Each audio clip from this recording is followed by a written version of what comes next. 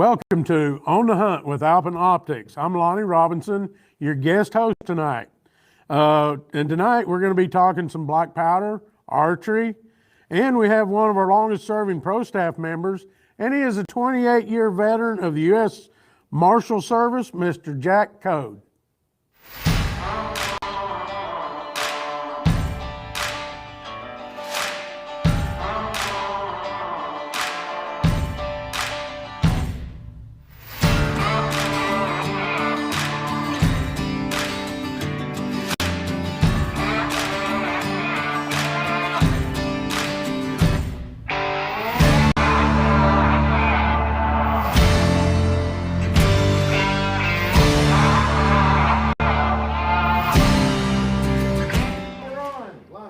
Hey, welcome back, everyone. Hey, Jack, here it says you're 28-year veteran of U.S. Marshal. That's got to be an interesting job. Yeah, Lonnie, it had its moments. I really enjoyed my career. It was enjoyable, and it was well worth it, and a great career. Basically, tracking down people and hunting. I used to hunt two-legged animals. Now I'm retired, and I'm looking forward to enjoying the outdoors and my hobby and passion and hunting four-legged animals or two-legged animals with feathers. You know, I want to thank you for your service there, Jack. Now you say you're going to be hunting four-legged. How long have you been actually hunting? I mean, did you not hunt when you was in the service or as a marshal, or did you hunt some then too? I hunted, and that's when I really started building a passion and love for the outdoors and teaching kids and working with the kids to try to develop and to try to bring back into our tradition, the traditions of hunting that we have.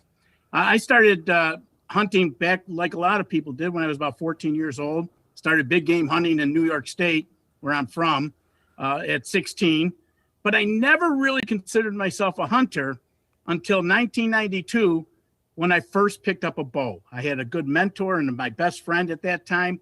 He introduced me to archery, and I fell in love with it. You know, you can't, it's really tough not to fall in love with archery when you've really got to learn. And that's what I had to do. I realized that for the previous 18 years, I never really knew what I was doing. So I wasn't hunting properly. I had to learn with a bow. I had to try to bring an animal within less than 20 yards, one of the most survivable animals in history or in the world right now. A deer can adapt to anything, anywhere, at any time. So I learned how to scout. I started learning about making sure on how ambush trails are working. What's the difference between a transition zone? What's the difference between a feed zone? Where are they bedding? Those are important things that you need to know. So in 1992, I picked up a bow. On the opening day in New York, I was in my stand, all set. I picked out my stand. I had everything all set up. I had in my mind, I started to help myself understand what I was doing. I used to tell myself, just tell a story. Does the story make sense? So I sat there. My first 4-point buck came walking through. Now, mind you, in the previous 18 years, I'd only taken one buck. And it was 16 years before I killed my first deer. And I was still out there trying. That sounds about like me. You know, it was that's about 12 that's, years.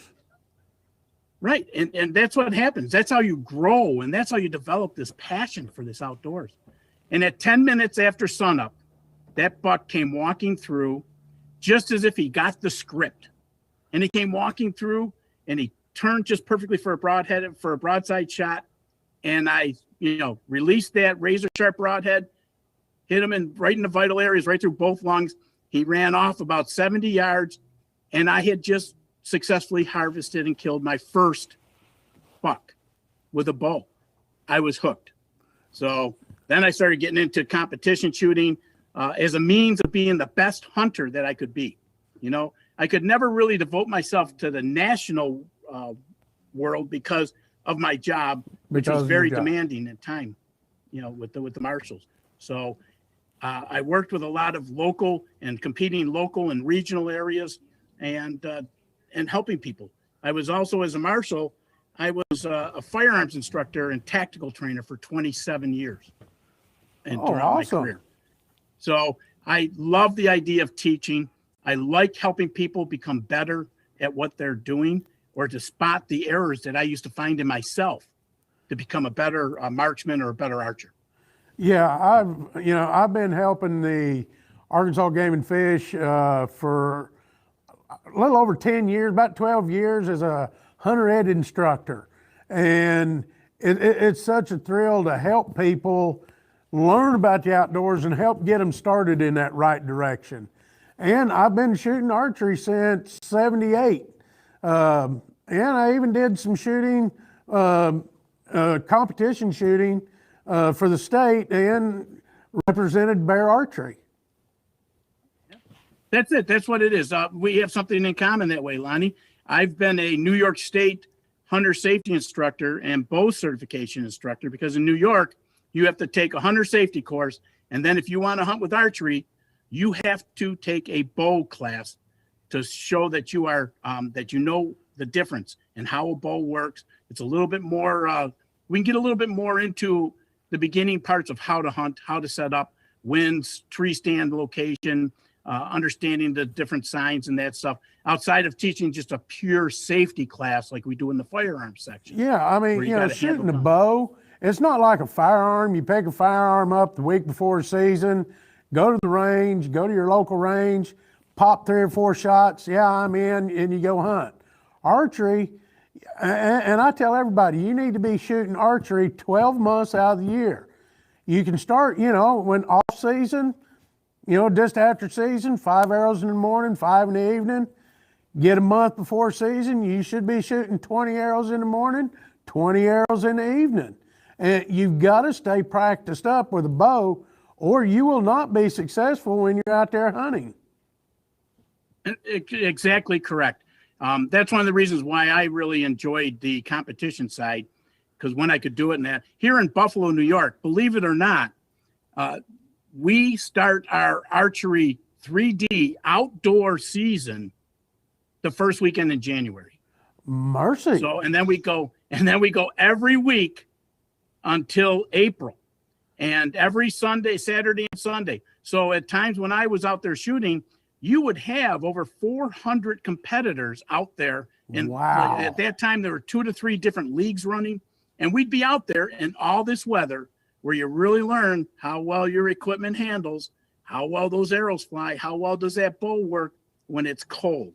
But that's where I started getting with the competition and working with helping out archers and just becoming better. I really believe that there's a commonality with handgun training and archery training. They're very similar in that it's your form that really makes you a better archer. If you can control your body, you'll do fine. Yeah, I mean, yeah, and in competition, you got a minute an arrow, and I've seen these guys that flinging them arrows. You need to be able to draw that bow with ease and sit there for 2 to 3 minutes at full draw, because it may take that deer 2 to 3 minutes to step out from behind that bush, so you can get a good clean harvest on that animal. And a lot of people don't do that. No, it's tough. One of my practicing for hunting is that right about the last few weeks before the season, which generally opens up here in New York, October 1st, generally about September, I'll start getting into a practice where I may, if I'm home and I've got nothing to do, I might be watching TV.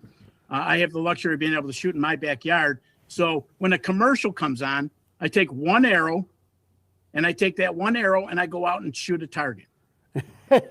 Good or bad, it doesn't matter. I get one arrow. One arrow. So then I put my bow down, get my arrow, walk back in, watch my TV show, next commercial, out I go again.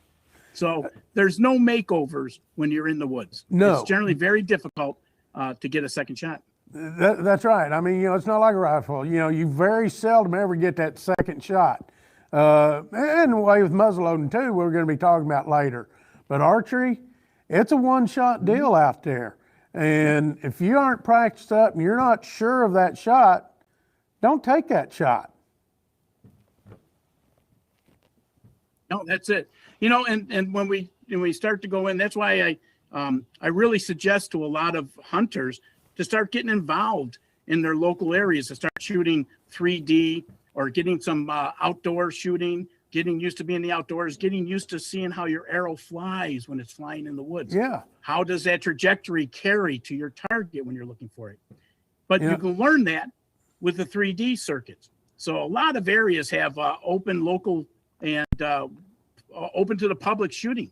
Plus, Yeah. you can be once you start doing it, you're going to get hooked. I guarantee you. Oh, I And guarantee. you're going to want to compete.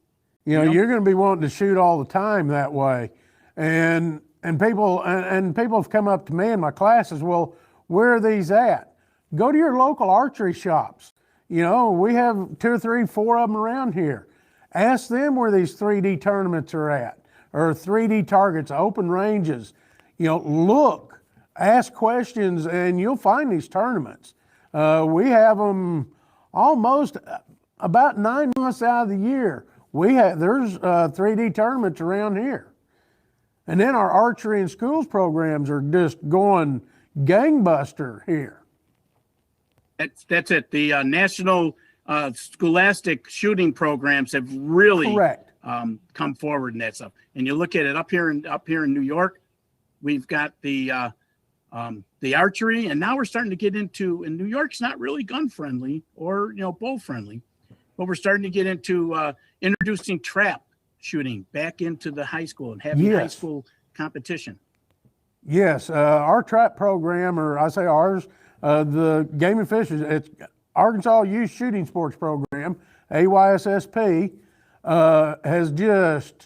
it's probably one of the fastest growing activities that the kids are doing nowadays. Well, the one thing is that we want to make sure of too is that we're getting back into working with the young or even first-time shooters. Don't be afraid to introduce, the favorite female friend or any of your friends who may never have shot. They may not be hunters. So what? That doesn't stop them from becoming archers. That's right. You can get out there and introduce people to their sports, because let's face it, our hunting world is slowly diminishing. Less than 6% of the population last year or 2 years ago, I believe, that the U.S. Fish and Wildlife was had placed the hunters at about 6%. That's a small amount. In Arkansas, I think we're losing about 10% a year.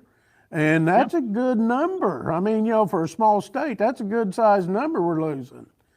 And yes, I know I'm going to get in trouble when I get home, but here it goes. My daughter got married in October 3rd. The gentleman she married, love him to death, but he had never hunted. He'd never really messed with any firearms until he got with my daughter. And now he's just ate up with, target practicing. And we're getting ready to go at the end of January. Going to take him on a quail hunt.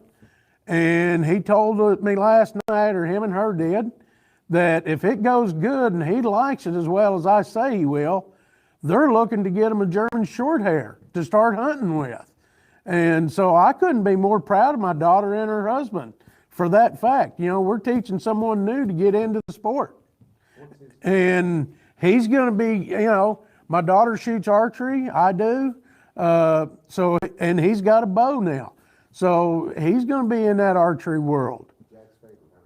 That's it.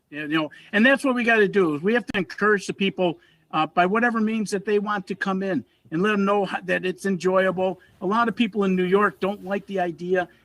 They don't like the idea of knowing that their food was killed, even though it's killed somewhere. And I've started using the word harvest, but hey, Jack, I know you've been into this many years now. What all kinds of companies do you work with, or that work for you, or you work for them? What's some of the companies you work for?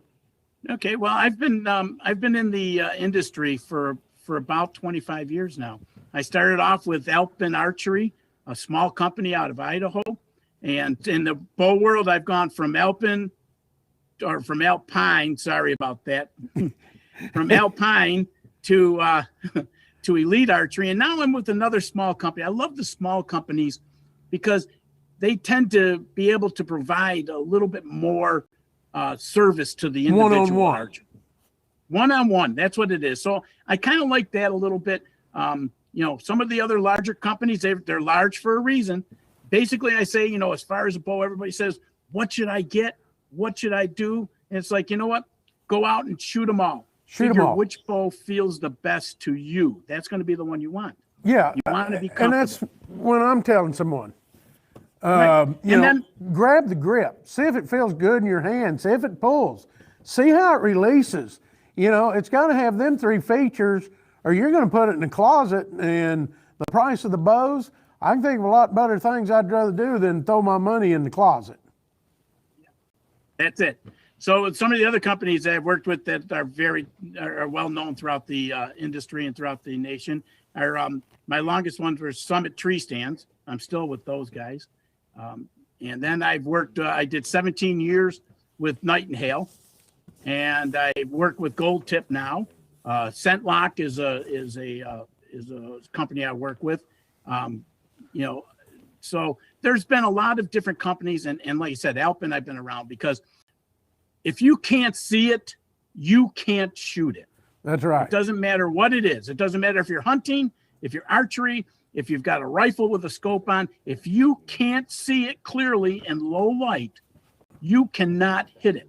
And that's why binoculars are so important in the archery world, because you've got to be able to see small rings, a small target in the dark, in the shadows, and try to be able to put that arrow in that half-inch area in order to score points. Yeah. The person who could put it in that area, that small area, is going to score more points, and he's going to win more tournaments. And when you get really good and you get up into the level with some of the pros up there, you're going to be making money.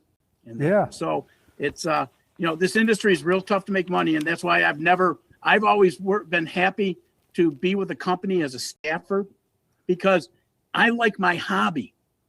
And I've always had this adage that if you start needing to make money at your hobby, well, it's no longer a hobby. It becomes a job. It's fun that way.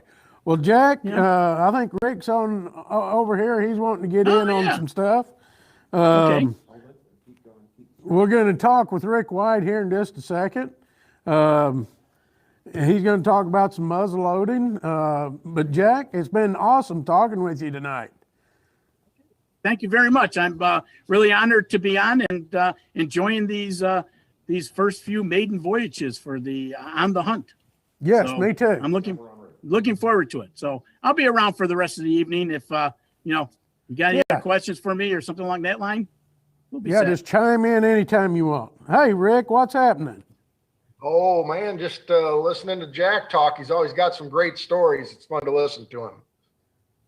Yeah, he does. Hey, I heard you got some snow last night up there. Oh boy, did we ever. Yeah, we in my area here, we got about 12 inches. Now the western part of the state had anywhere from 16 to 2 feet. So yeah, we got some snow. and for our listeners, Rick is up in Iowa, correct? Yeah, I live in Cedar Rapids, and I'm actually heading out tomorrow, heading out to western Iowa to start my muzzleloader hunt. I'm a little late getting started this season, just with the Christmas holiday and I'm doing this, and then the snow we had put me off a day. But yeah, I'm gonna go start hunting tomorrow evening, and with this snow cover, it ought to be pretty good. Well, the late season sometimes to me is better. Early season, it's too hot to hunt. The muzzleloader comes early, and this year it's just too hot to get out there with a muzzleloader. Well, we have 2 seasons here now. We have an early and a late season muzzleloader, and I've always hunted late season. It fits into my schedule better for one, but you're right. Early season can be very good, but if it's hot, it's tough. Now it's the same thing for late season. If you don't have some snow cover and cold weather, it can be a tough hunt as well. But I think everything's falling right in line. I have great luck late season. I should have pretty good luck. I'm just ready to get out, and this will be probably my last deer hunt of the season, and then I've got some predator hunting coming up. Yeah. Well, what kind of equipment are you using when you're muzzleloading? Well, I shoot, people ask me that all the time. I shoot at Thompson Center, a pro hunter. And, a lot of people ask me what load that I shoot in my gun and stuff. And I shoot 120 grains of Blackhorn, which is equivalent to 150 grains of Pyrodex. I shoot a 250 grain Shockwave bullet. And that has been very successful for me over the years. My gun shoots typically the same at 50 yards as it does 100. So it makes it easier. And I sight my gun in about an inch high at 100 yards, and I can shoot all day long out to 200, probably more if I wanted to, but 200 yards and in is where I feel comfortable. And you can vary your loads anywhere in between there. If you want to shoot a little less powder or a lighter bullet or a heavier bullet, that's fine. But you really need to know how your gun shoots at all those distances, because if you go with say 100 grains of say Pyrodex and you're shooting a 250 grain or 300 grain bullet, your effective range is out to about 150 yards. So you need to know that. And if you change bullets and stuff, that makes a big difference. Now, are you using black powder when you predator hunt as well? No, we'll be using a rifle. Modern. The other thing, before I get into the predator stuff, the other thing that a lot of people ask me about is the optics that I use on my black powder guns. There's a lot of people out there that think that putting a higher powered scope on a black powder gun is better, but I actually I shoot the Bresser scope, the 1.5x6, and that is plenty of range at 200 yards and in, and I like it a lot better. I have a good field of view. I've got low light capabilities. I mean, it's especially what I 50-yard shot, that 1.5, your deer, they're not covering your whole scope. You can still see the deer and see what you're shooting at. Well, absolutely. Plus, you've got some light gathering capabilities at the lower power, so you're going to be able to actually hunt and see well out till legal shooting time. So you don't need that 12 power or 24 power on a gun that you're shooting typically at 100 yards or less. You really don't. You don't. Yeah, I've been looking at the new Alpen 2.5, and that's what I think I'm going to put on my rifle this year. Yeah, it's a great choice. Jack, you were going to say? Yeah, I was going to say I've been a big fan. I worked with night muzzleloaders for a long time, for about 13 years before they closed up their doors and sold out when Tony Knight was there. And my favorite one that I've always liked, I like what you're talking about, Rick, is I like a 3-to-9 or 3-to-9 power by 40, because it gives you a lot more. It's more of a typical type scope. But one things you got to remember is that you need a scope that's got a durable housing on it, like we've been seeing with Alpen. And then the Bresser, I've been very impressed with some of the Bresser scopes I've been looking at. Because you got to remember, like when I shoot a night, my scope sits over my breech port. So powder, you've got to be concerned and make sure that your scope housing can handle black powder, because we know after it's fired, it becomes very caustic. So that can cause some damage to it. So you got to make sure you're cleaning your scopes and taking care of them, and that they're able to take a beating and keep on ticking.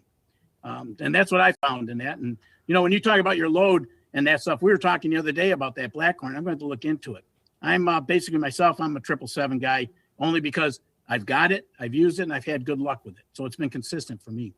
But my rule of thumb was always real simple. If you're going to shoot 100 grains of powder or 120 like you're doing, because you probably got the mag, are you using pellets or are you using loose powder? They only make loose powder. Okay. I used, like 777 came out with what they call a Magnum, which is basically about a 65 grain pellet, because everybody was looking for a little bit more powder. But I like the idea of putting two pellets in. If you're going to shoot 100 to 120 grains of powder, you want to shoot a 250 bullet in that. And if you want to shoot, because a lot of guys like to shoot a heavier bullet, 300 to 350, you've got to almost get up to where you're going to be shooting about 150 grains or 130 and up is what I generally used to kind of draw the line at. So, that's a little bit more kick. It's got a little bit more to it. I really love the way that 100 grains to 120 grains of powder and a 250 bullet feels. And to me, it's a real consistent load. Yeah.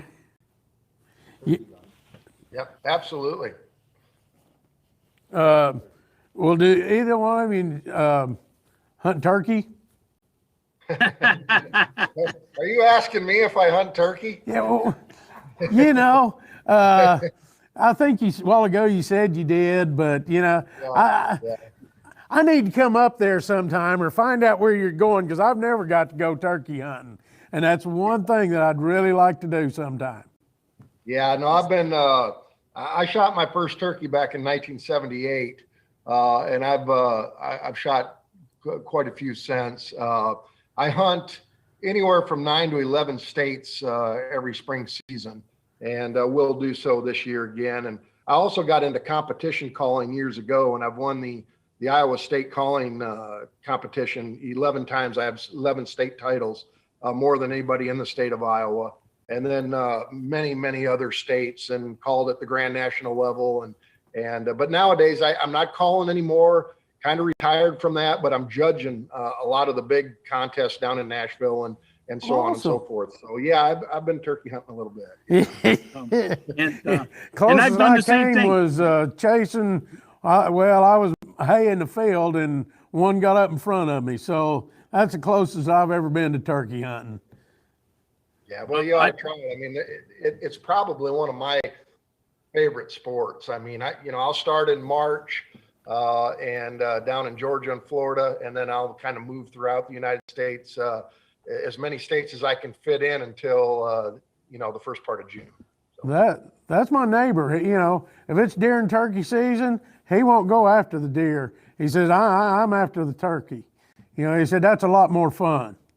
And they hunt them with shotgun and with archery. Yeah, and listen, I'm old fashioned, I guess, but we're still doing a turkey hunting video every year. Well, I should say that with the exception of this year, because last spring we had COVID and we didn't get very many turkey hunts in. But I'm still putting together a turkey hunting video through the eyes of a hunter. We've got 3 seasons out. They're great videos. I know not as many people watching videos anymore, but like I said, I'm old fashioned and I like to be able to throw a video in and watch it over and over. And that's what I do. So. Well, getting to turkey and that, I worked with Nightingale for a long time. And then I was with Dual Game Calls and Harry Blodgett, who used to make a lot of game calls, made a great game call. He is a great game call manufacturer here in New York. I only hunt turkeys nowadays with a bow. Okay. 1992, when I took up a bow, that's when I was introduced to turkey hunting too, by my good friend, Gary Thomas. And I fell in love with it. The main reason why I started turkey hunting, Rick, was because I wanted another reason to get off my butt, get out into the woods to start scouting for deer. So I figured what better way than to go out there and do a little turkey hunting. And then, my passion got bit again, and I got very involved in it, and I love it. So I haven't hunted with a shotgun for turkey in probably since the late 90s. And since then, it's either been a muzzle loader, because Nightingale, I have my TK 2000 when Tony Knight made the muzzle loading shotgun, and then it's with the bow. So my last bunch of birds, knock on wood somewhere if I can find some, I got it all behind me, is I've got 26 birds with a bow in the last, over the last like 15, 16 years. And I get out to a few states. I love going to Nebraska every year. For turkey hunters, if you're looking to get out and take that one trip, Nebraska is a great state. Birds are all over the place. The people are really friendly. They don't like turkeys. So it's easy to go up there like the old days and knock on the door. Hey, can I turkey hunt? And a lot of times the answer is yes, please kill them. I've shot a lot of turkeys in Nebraska over the year, and it's I hate to say it, but it's easy turkey hunting for the most part. And I've shot a lot of turkeys with the bow, and I've shot a lot of turkeys with the muzzleloader shotgun. But muzzleloader shotguns are one of those things that they shoot pretty good, but sometimes you can just close your eyes and squeeze the trigger and just hope you kill one. So I remember years ago a story. I was actually I had 2 gobblers out in front of me, and I was actually shooting. They were probably 3 or 4 feet apart, and I was shooting at the one on the right and killed the one on the left. So all that great. We're all talking about this and about the optics and stuff. Paul's sitting here, and we got to talk about our special tonight, guys. We've got the Bresser model LR625 rangefinder. And when you're out there target shooting and you're out there hunting, you need to know them distances. Well, tonight we have the special this week, and it's good from tonight till midnight Sunday night. The LR625 rangefinder. It's normally $219.99, and you go to the Bresser website, bresser.com, or bresserusa.com, and you can, when you get there, you'll find this Bresser rangefinder, and when you go to check out, if you put in "on the hunt," all little letters, ONTHEHUNT, this $219 rangefinder will be $110. That's 50% off. And you can't beat that deal. I use one of these myself because I need to know the distances. I ain't as good at judging that as I used to be. Rangefinders and judging distance is the number one characteristic that you need to have, and the ability to know when you're using a bow. You have to know how far your target is, because plus or minus 2 yards makes a difference between a hit, a good hit, or a wounding, or a miss. And the wounding's the worst. So it's like that. So a rangefinder, I live with my rangefinder, and I used that same one this past year during turkey season and during deer season, and it performed perfectly on every opportunity. I even use it with a muzzle loader, because sometimes when they're out there at 200, my limit is 200 yards for a muzzle loader. Okay, so sometimes 250 yards, because I'm a close-in guy, looks like about 175 yards. So I need a rangefinder just to verify myself. Hey, Rick, who are we going to have with us next week?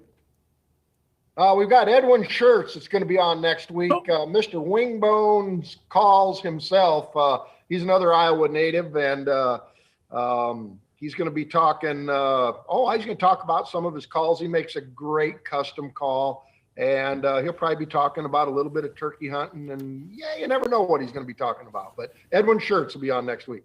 Awesome. I'm glad I'm doing this. I'm getting to meet a lot of good people here. And I can't wait to meet some of you in person. You can come down this way. Be sure to look me up too. Will do. I'll get down there here before too long, I hope. Mm-hmm. And I really appreciate the opportunity. This has been fun. Being able to see Rick and that stuff. We talk on the phone a lot over the last year or so, but it's been a long time. And of course, I met Rick a while ago when I was working with Nightingale. And I think Chris Parrish introduced me to you. Yeah. One of the ATA shows, and that you were around when you were with HS. Okay. So it was always, I look up to those guys. I followed yours also along in the turkey world, Rick. I've gotten to the point to where I couldn't travel as much. So I couldn't compete nationally. I just couldn't take that time. But I worked doing a lot of the judging. I judged a lot of the state contests in Pennsylvania, Ohio, and New York. Yeah. And I enjoyed that. You really get to listen for those little sounds. Well, we're going to talk turkey hunting in the future episodes, but I think Lonnie wants to kind of close things down. So back to you, Lonnie. Okay, I appreciate it. And I want to thank you gentlemen for being here tonight. I want to thank all of our guests that's out there watching.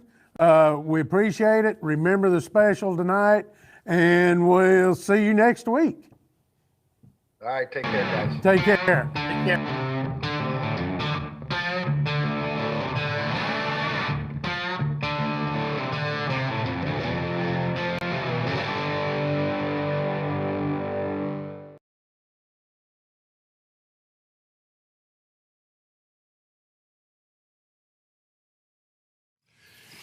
Good optics are a must for a hunter, particularly binoculars, not only during hunting season, but times like this when it's time to start scouting. But there's one thing you need to do when you get your binoculars that a lot of people don't realize. You need to set them up for yourself. Everybody's eyes are a little bit different. And here's how I do it. It's simple and easy. Just take the binoculars and just kind of grab good focus on an object. And I go and put my hand over the left lens. The diopter ring, which is on the right side, I will go ahead and adjust that until that right eye is in focus. Once it is, I take the hand off the other side, both eyes in focus, and you're ready to go. It's simple and easy, and it's a must that you do this before you go out and use them.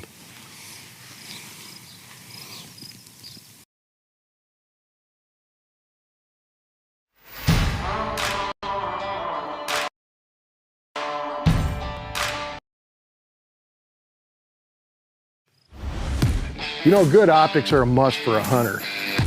The new Alpen Tetons. They're lighter, they're better in low light, excellent glass. You'll be hard pressed to find that glass for under $1,000. Everything that you would want in a pair of optics. I know what I'm looking for, and once I know what I'm looking for and find what it is, that's what I'm interested in buying. The bottom line is they're affordable, they're lighter, and they're great in low light. The new Alpen Tetons. Another deer coming out.